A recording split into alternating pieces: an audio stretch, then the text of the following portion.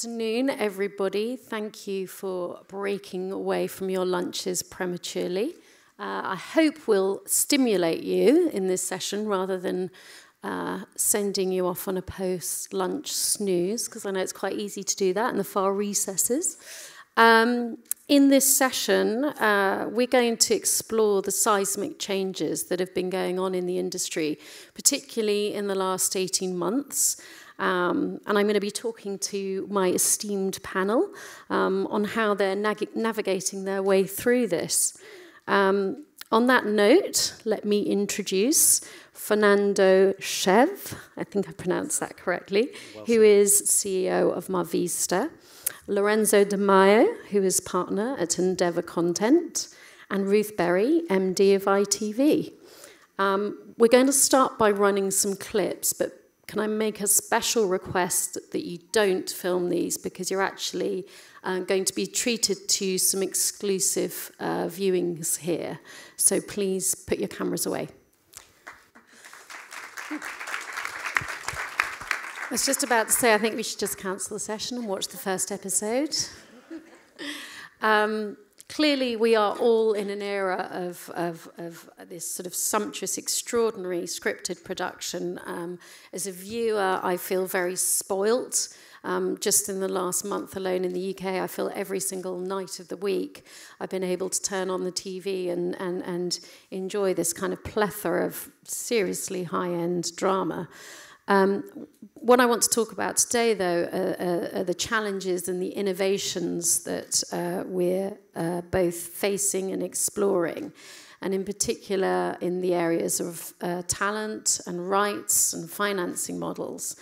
And if I can start with you, Ruth, I'm just interested to know, in the last year, the kind of greatest challenges that you've faced, other than giving birth. But in the areas of financing, what are the kind of fundamental differences that you're seeing between how these enormous projects are being financed versus, a year or so ago?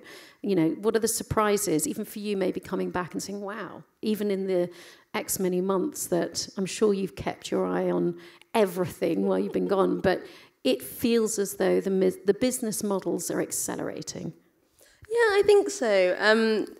It's a great introduction seeing War of the Worlds, there, which is very emblematic, I think, of where we are at the moment in the drama space. And I think, I can answer that on so many levels, be it macro or micro, because as a distribution business of our size and scale, we're working with a huge amount of content across a portfolio, and therefore, when we work with high-end drama at this sort of level of budget, we actually are in a great position to be able to look at it across a portfolio and look at how we build our business. But for the purposes of that question, looking at drama and how we're funding that, it is an amazing time, like you say, in the UK for drama, or globally, but particularly if you look at the UK in the last few years.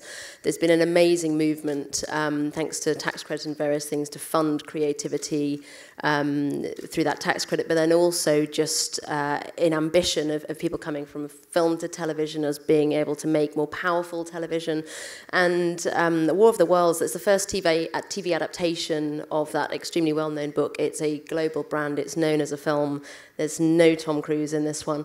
But, it's to tell that story in the way that the producers want to tell that story is expensive. And you can see there, it looks absolutely incredible. And we really want to be able to support the creativity and the ambition of the producers that we work with. And I think we always say across ITV that the creativity comes first. And, the producers and the creatives know how to tell great stories, and the challenge for us as a distribution business is how do we enable them to do that? How do we find the financing and the funds to do that?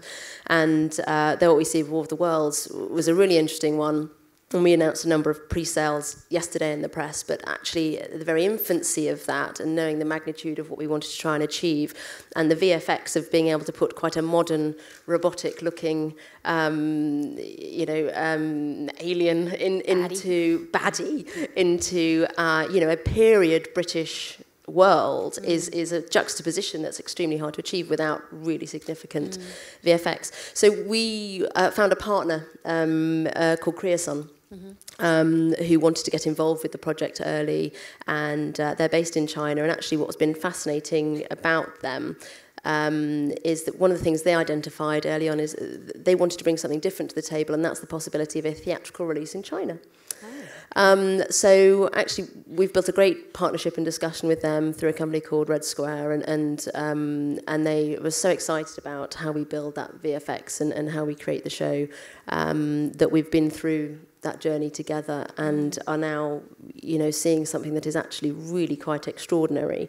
And Mammoth Screen, who produced it, and Craig Vivieros, the director, has been aspirational in it, and Prithvi in her producing. But as a director, Craig always said he wanted to make it atmospheric, and I think the way that he's gone about it creatively was, how do we put the right music, mood and atmosphere into that show to make it a piece of event television that is unmissable? And for those who aren't aware, can you just remind everybody of who your other partners are on this particular title? So with Creason and Red Square? Yeah. And channel-wise as well. So channel-wise, so you're going to test me now. Okay. So we announced pre-sales in over 80 countries yesterday. Yeah. So there's a long list. Am I allowed to ask you, at what point in those 80 pre-sales did you go, okay, we're all right now, with this one's washed its face? Do you know what's interesting, actually? And it's a really good question, is when we saw something.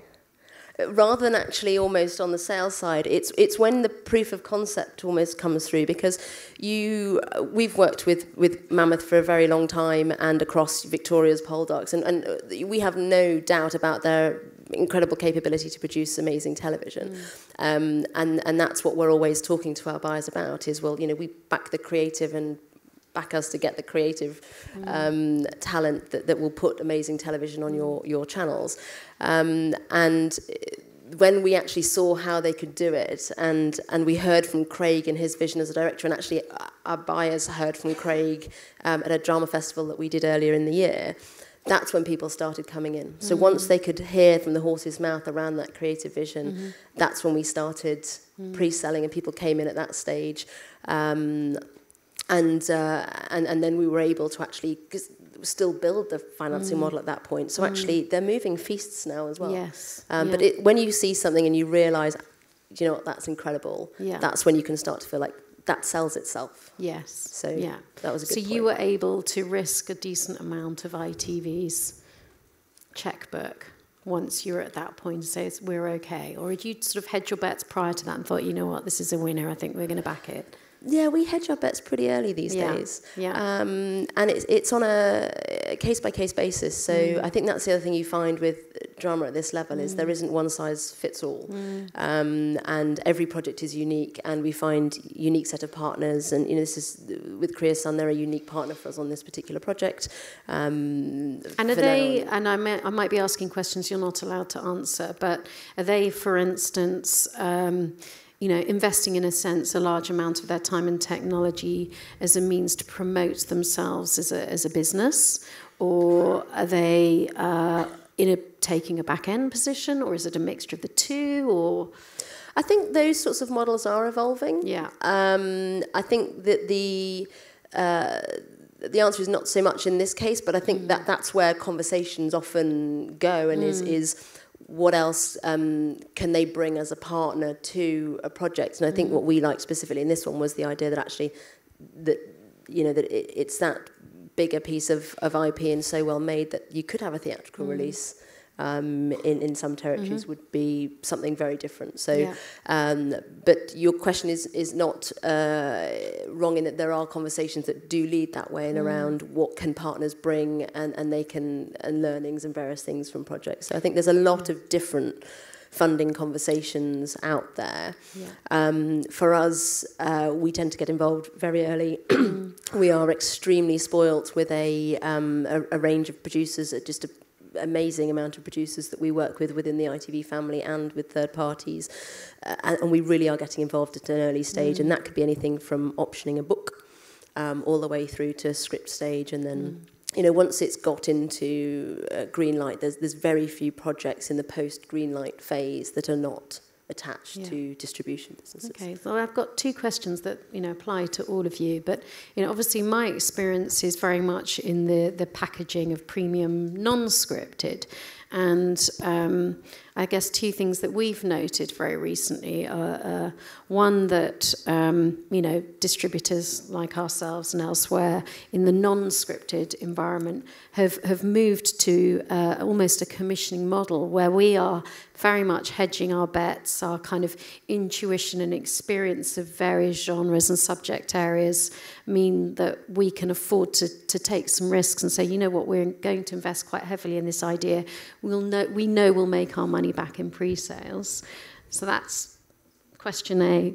Is that something you're seeing more in the scripted environment? And then the second question is, equally, we find in non-scripted, in premium, that it's actually easier to raise finance for the really ambitious shows like this, but imagine the non-scripted equivalent, than it is for ones that perhaps might be a more modest budget and feel less risky. Does the same apply in scripted? I mean, I can start us off, I guess, and then we can jump in. The truth is, budgets of big international shows are definitely rising. So there is a bigger risk profile to these shows. Where that risk profile lands depends on the structure. But there's definitely an appetite in terms of financing to back those bigger projects.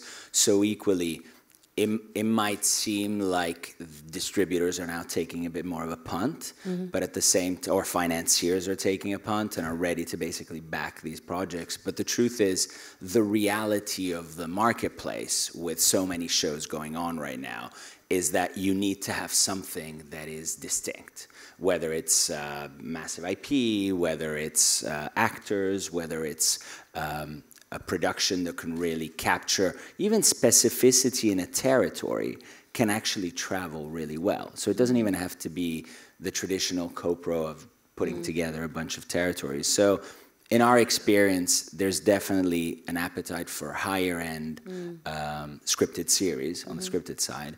And those are ones that the top buyers in each market will be ready to back, and the SVODs, of course, will be ready to back. So there's definitely a push creatively and financially towards those.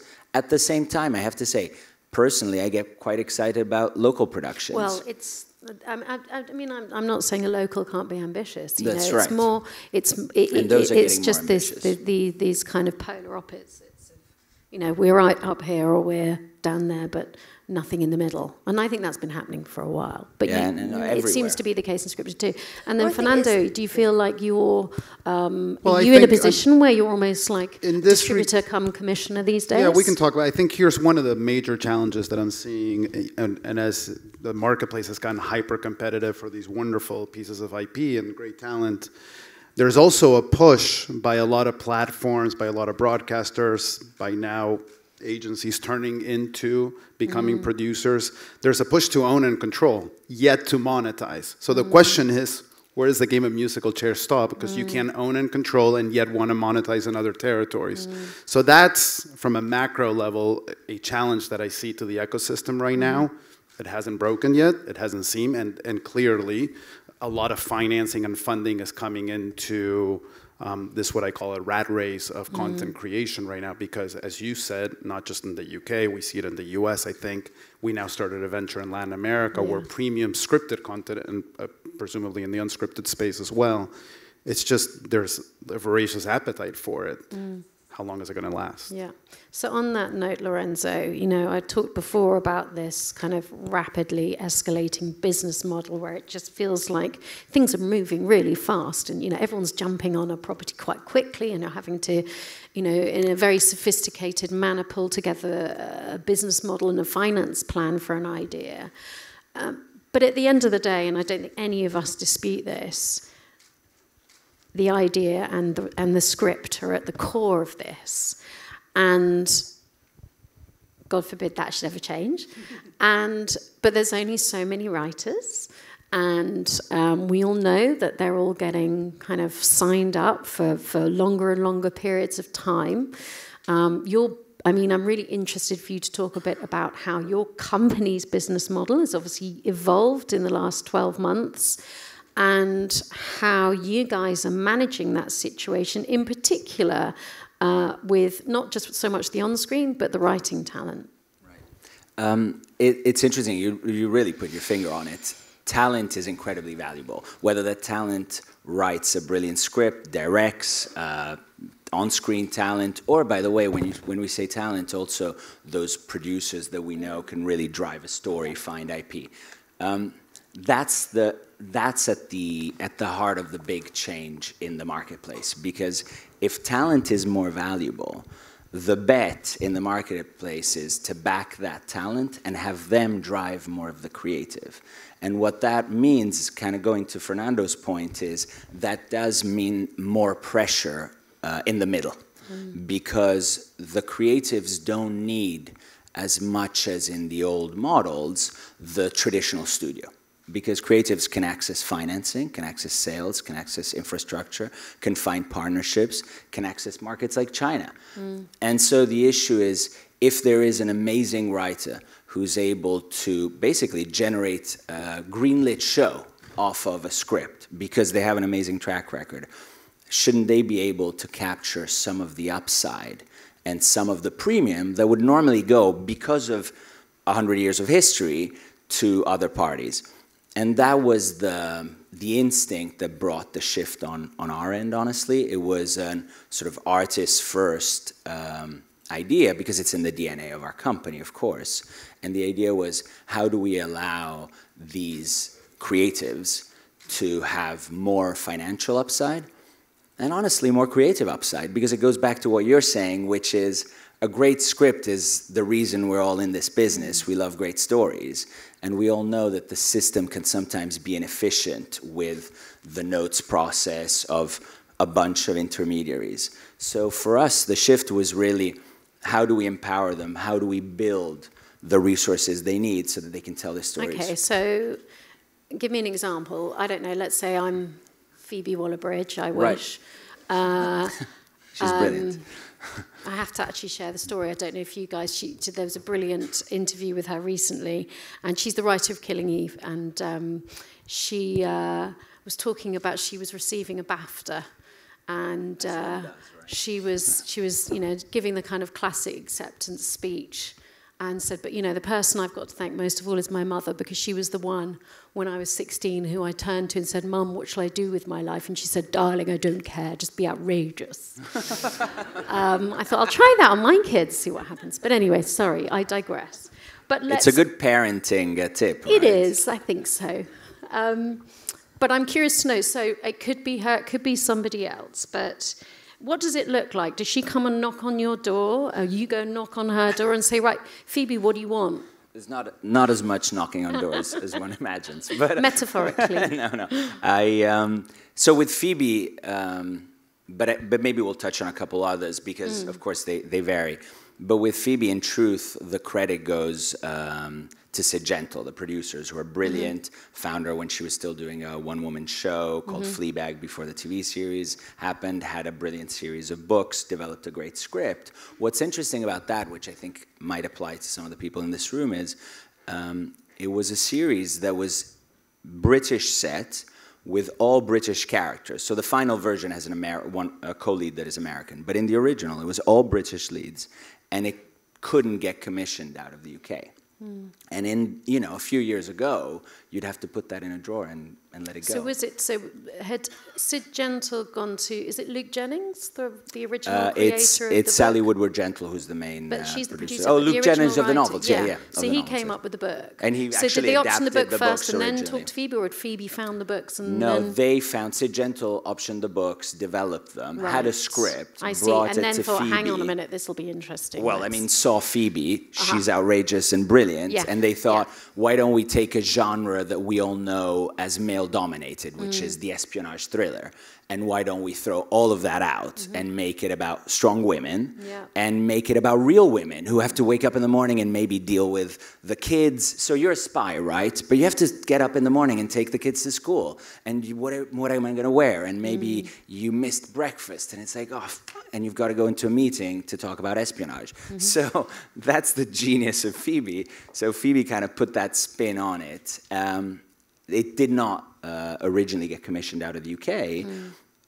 Credit to the producers, brought it in other markets, and BBCA stepped up in the US. And we wanted to back, we'd read the script, going back to the script, we love the script. I think all of us get quite excited when we read a good script.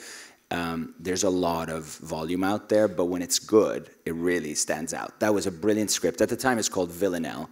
And we actually had never backed a series funding the deficit before, but we fell in love with it, and we knew it could travel. We felt that this was the time to tell that story with that voice, and so we just put up the financing, backed the producers, gave them actually a lot of different options. That's the other thing that is important in this marketplace.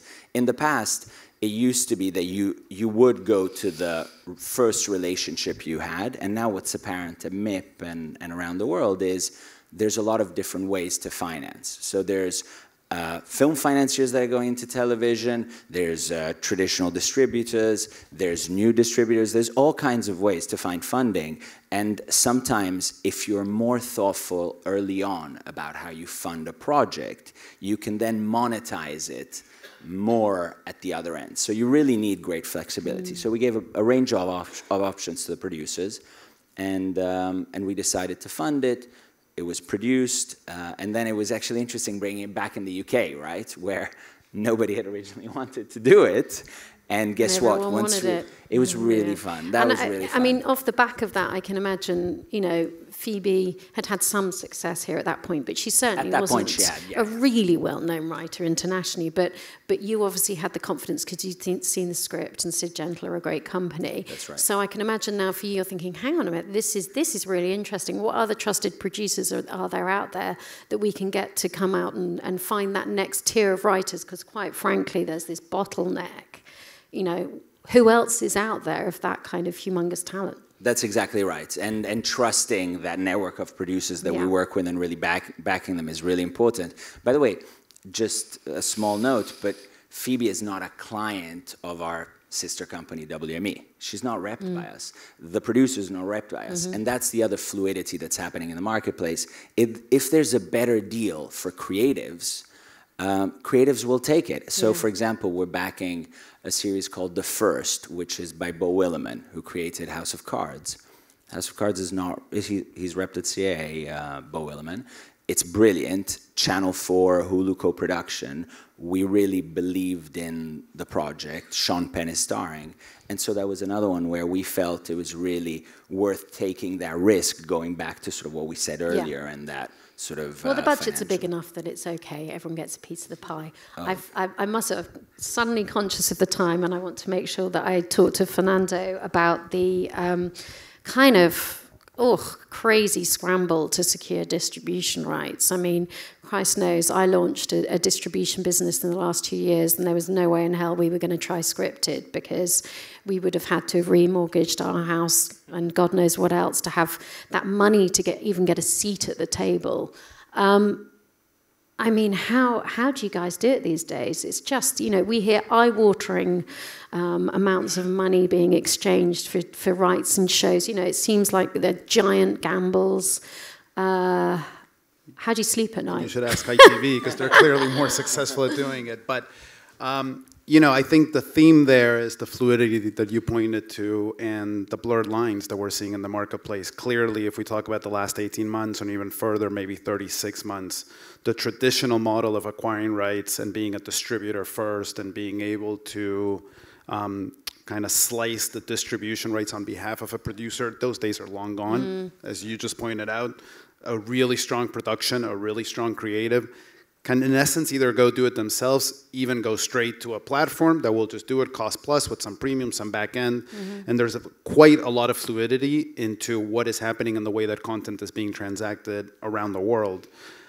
So it is ever shifting and challenging times. In our case, at MarVista, that's why we pivoted the business basically 5 years ago to really become much more of a developer and production ourselves, and in essence, a studio type of platform. Yeah.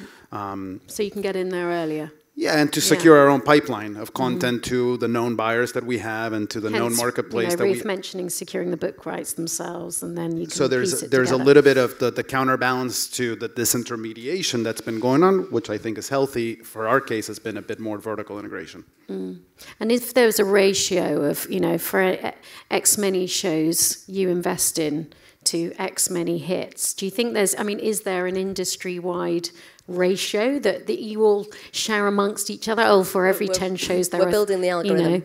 You know, yeah. It's called the crystal ball, I think. Yeah. No, but I think it's a good question, and you know, Fernando's right, and I think we're all following a similar path about trying to invest more in the development phase to be able to be that sort of integrated partner with your producers. And I think the relationships with those producers and the creative talent is absolutely key, as Lorenzo says. I think we did look, I did do a sort of a big back of the fag packet look at how many British dramas had been available on the open market for distribution, so how many shows that had been commissioned actually went to the market to then be picked up by distribution. And I think over the last 3 years, you can pretty much count on two hands alone how many have actually been available on the open market. Yeah. So when you think about that, it's if you don't have that pipeline, it's extremely hard to be able to get hold of distribution rights. In terms of the ratio of developments and hits, and that's a tough one too. And I think, you know, around the world we're seeing a slight change in broadcasting, in viewing patterns, in audience fragmentation, and what is a hit. And, you know, I mean, that's a whole other question really. And I think often what we find might be phenomenally successful in one territory doesn't necessarily mean it travels into the others. But I think that's what we're finding. And again, sort of to boost financial firepower and to be more relevant to the local audiences, it's about finding projects that can resonate locally and globally. We're working on a project at the moment called World on Fire, which is absolutely that. And actually we're working very closely with producers and broadcasters locally to make sure that it's a story across World War II told from the very human perspective of sort of the grassroots of how it impacted people on the ground and families, as opposed to sort of the big political war story. And what's really important, and when you know, in episode 1, when the tanks roll into Poland, is that we're actually looking at Polish families, and we're actually getting proper input from Polish creative talent or whatever it might be, or actresses. Or so I think it's about being more relevant and then trying to drive things that can be a hit locally as well as globally. That level of thoughtfulness is really important. I mean, basically, you know, as you were saying, there's not that many top-tier scripted series that are available, but the truth is there's a lot of those great creatives that are now more thoughtful about how they generate it and how they finance it, and equally there's a lot more thought going into how do you make it relevant in a specific territory. So basically that's raising everyone's bar, right? Because it just means that it's more work, there's more market knowledge that has to go into it, but if you have a great story that can be relevant locally and can also travel, the opportunity is massive, right? Because there's more buyers than ever, there's more money than ever, right? And there's more options than ever. So if you actually go to the market with that thoughtfulness and with a great project, the opportunity is great, and talent will always be attracted to those great roles and the specificity of those stories. And it plays to the globalization of television, which is what we're seeing more and more. And you know, we all walk down the Crozette here and we'll hear multiple languages or English that's accented from various places, and it's no longer alien to see that on your television set, because that is daily life for most people now. So being able to take content more international is super, super exciting. And we're working with far more non-English language content now than we ever have before, partly through our own businesses and partly through investing in projects that we see coming out of Europe in particular, because there's great talent that can now find a stage and a platform to tell their stories. And what's really exciting, and again, it does help build up those financial models, but is being able to put multiple talent from different countries into the same room and saying, knock yourselves out, because they're just amazing people and they can do that for the I think it feels like it's the first time. I agree. Well, it feels like we're in a new era for lots of things. I mean, there's lots of things we haven't had a chance to talk about, just the sort of extraordinary kind of growing role of for women both on and off screen. I think it just feels like we've all had to raise our game massively, but we're all loving it. You know, it's certainly more challenging. I think the business was very different even 10 years ago. It was in danger of, you know, you felt like you roll out of bed and stand on your head and do it. Not anymore. You know, there's a new challenge every single day, but it's a lot of fun.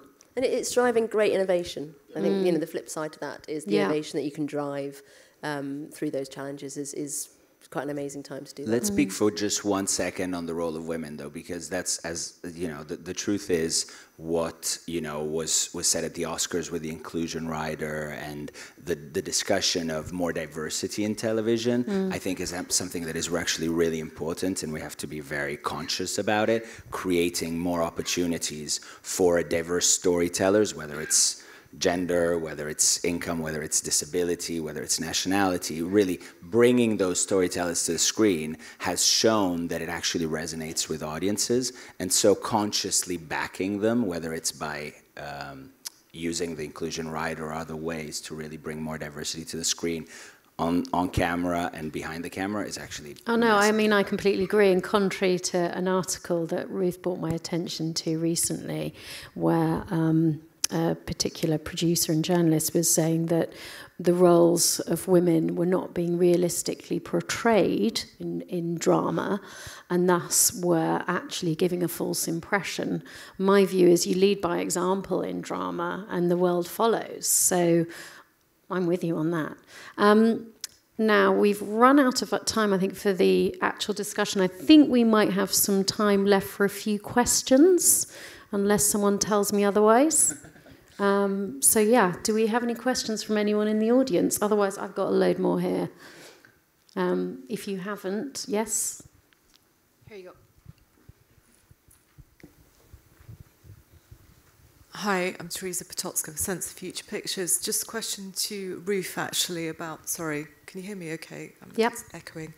About the, you're getting some Polish, let's say, I'm originally Polish, but I have good connections in Poland, and I just wondered if you work with producers in the UK on these productions that you're engaging into the Polish market with on this project. So. Sorry, that wasn't quite the way I wanted to say it, but I have really bad flu, so I hope that... So, sorry, you're asking sort of how we involve people locally, or say a Polish production company and with a British production? Exactly. So I think, and it tends to come from the creative, sort of organic side of it. So it's a British commission with a UK production company, but they will need to shoot and engage in stories elsewhere in Europe. So through relationships that we have or they have, we talk to people, you know, on the ground in Poland and build relationships with broadcasters, producers, and then we have that conversation as to what makes this project, you know, what do you like about it, and what would your audiences need to see to engage with it on an authentic level. To avoid any idea of Euro pudding or anything of the above. So that's happening. That's a live discussion now, actually. Right. So I couldn't give you an answer, but I can tell you that it's live and that we're working through in various countries, actually, and for various other projects, how we work across the borders like that. Okay, thank you very much. Any more? No? Okay. Oh, yes.